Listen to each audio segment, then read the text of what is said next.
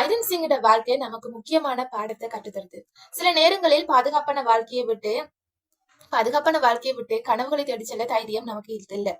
ஆனா ஐரன் சிங் தன் கனவுக்காக தனக்கு மிகப்பெரிய பலருடைய கனவாக இருக்கிற வேலையை விட்டுட்டு தன் கனவு நோக்கி என்ன நடக்கும் ஏது நடக்கும் தெரியாது. பட் அவருடைய கனவை நோக்கியும் அவருக்கு இருக்கிற திறமையை நினைச்சும் அவர் அந்த வாழ்க்கையை தேடி போனாரு.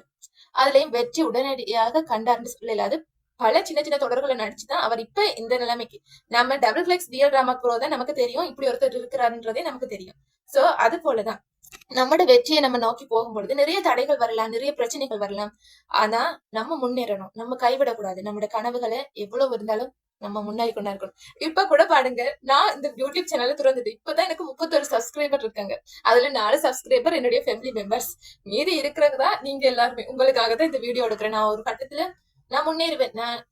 எனக்கு இதுல நான் முன்னேறி காட்டுவேன் அப்படின்ற ஒரு கான்பிடென்டோட தான் நான் திருப்பி நான் வீடியோ அப்லோட் பண்ணி கொண்டிருக்கேன். இதுல நான் விட்டு போகல. சோ நம்ம ஒரு குறிக்கோளை நினைச்சோம்னா அதுக்காக முன்னேறி கொண்டா இருக்கணும். நம்ம இப்ப வெற்றின்றது உடனடியா வராதுன்னா ஸ்லோவா தான் வரும். சோ அதுக்கான ப்ரிப்பரேஷனை நம்மளோட மனசுக்குள்ள வச்சுக்கொண்டு அடுத்த ஒரு நெக்ஸ்ட் வீடியோல நம்ம உங்களை சந்திக்கிறேன். பாய்.